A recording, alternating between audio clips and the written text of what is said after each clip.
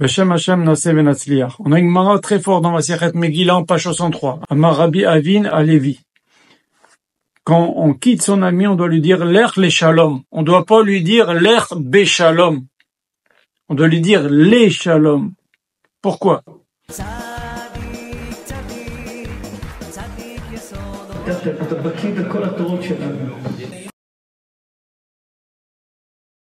La Gemara continue et nous dit, on voit que Moshe Rabbeinu, lorsqu'il est parti dire au revoir à son beau-père Yitro, parce qu'Hachem leur donnait l'ordre d'aller libérer les Juifs en Égypte, Yitro lui a dit, l'ech les shalom.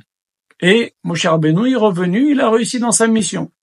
Et on voit que David Ameler, il a dit à son fils Abshalom, l'ech beshalom, et finalement il a fini pendu, finalement il est mort Abshalom. Donc de là, nos chachamim nous disent, quand on souhaite à son ami, on lui dit au revoir, on lui dit l'ech les shalom.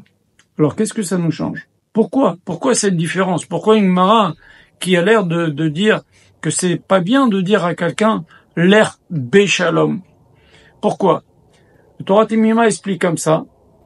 Il nous dit que quand on dit à quelqu'un l'ech les shalom, ça veut dire l'ech les shlemut. Shalom, c'est aussi la shlemut, la perfection. L'ech les shalom, c'est-à-dire va à une meilleure situation, progresse, atteint la shlemut, atteint la perfection. Mais quand on dit à quelqu'un l'ech beshalom, ça veut dire va avec la perfection que tu as maintenant. Donc qui est-ce qui a une perfection qui ne peut plus bouger? C'est les morts. D'ailleurs, il me semble qu'à l'enterrement, on est inversé, on dit l'ech beshalom, aux morts. On a une autre preuve à cela. On voit qu'Akadosh Baruch Hu, il dit à Avraham Avinu, dans la parashat Lech Lecha, dans l'alliance des morceaux, il lui dit, tu rejoindras tes pères, beshalom, tu auras une bonne vieillesse, tu rejoindras tes pères, beshalom. Donc on parle de la mort ici. Beshalom, ça veut dire que tu auras réussi ta vie, tu seras très bien jugé en haut, tu atteins la perfection. Donc on parle de mort quand on dit beshalom. Et on voit maintenant une autre chose qui est un peu plus difficile, c'est qu'on voit que Yitro, dans Parashat Yitro, il dit à Moshe Rabbeinu, tu peux pas juger le peuple comme ça, tu vas être fatigué, prends des juges de 100, des juges de 50, des juges de 1000, des juges de 10 000, des juges de 10. Ils vont un peu t'aider à juger.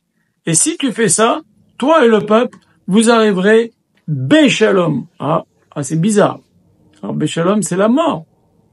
Alors non, on peut expliquer comme ça, c'est que quand les jugements sont bien faits, dans les règles, et il n'y a pas d'injustice, on va arriver beshalom, c'est-à-dire on va arriver après 120 ans devant Akadosh Baruch Hu, on n'a pas besoin de revenir sur terre pour réparer une injustice. Tout a été fait dans les règles de l'art, la justice a été exécutée, il n'y a plus de personnes, des gens qui doivent de l'argent aux uns et aux autres, on va arriver après 120 ans, beshalom, pas la personne qui arrive après 120 ans et dit, tu dois ça, tu dois ci, tu dois ça, t'as pas payé ça. Non, la justice a été faite. Et tu peux arriver beshalom. Donc, les shalom, c'est pour la vie. Beshalom, c'est pas pour la vie. Donc, essayez de faire attention. Faut pas être superstitieux. Faut pas s'inquiéter si vous avez dit à quelqu'un beshalom. Mais, essayons d'employer les bons mots comme nos chachamim nous ont appris. Qu'Hachem vous bénisse tous.